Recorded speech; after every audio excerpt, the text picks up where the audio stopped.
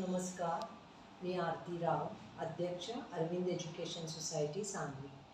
आमच्या सोसायटी अंडरमध्ये आम्ही दोन स्कूल आणि एक ज्युनियर कॉलेज चालवतो. Little flower English medium school, भारतीय विद्यानिकेतन मराठी विद्यालय, AES ज्युनियर कॉलेज. आणि आमचं काम खूप उत्तम चाललं आहे. 15 मुलांवरून सुरू केलेले इन्स्टिट्यूट आज 1500 मुलं आमच्याकडे शिकत आहेत. आणि आमचा स्टाफ खूप चांगला आहे. आणि हे कोणी मला प्लॅटरवर दिलेलं नव्हतं. खूप कठोर परिश्रम आणि वाईट परिस्थितीतून मी इथपर्यंत ही शाळा आणलेली आहे.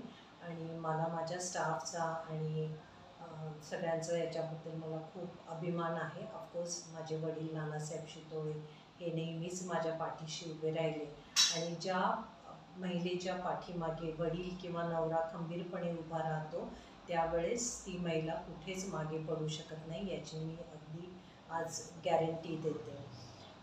कोविडनंतर जेव्हा मला खूप माझी तब्येत बरी नव्हती, त्याच्यानंतर मी डिसाईड केलं की मला शेती करायची आहे. मुळशीला मी शेती करायला लागले. तिथे सगळ्या प्रकारची धान्य मी पिकवते आणि ऑर्गॅनिक शेती करते शेणखतावरती.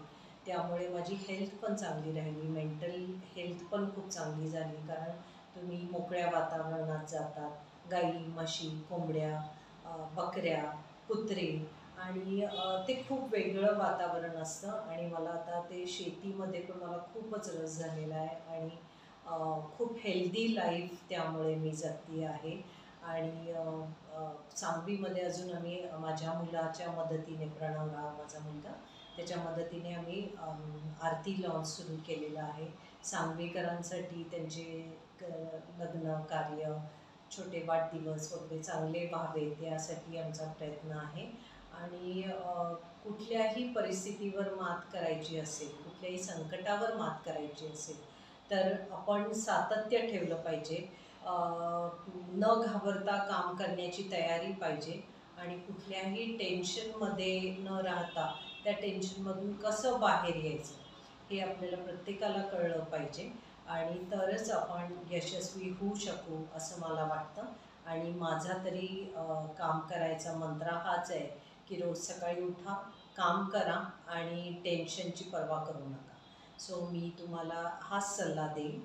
आणि आपल्याला परत एकदा महिला दिनाच्या शुभेच्छा.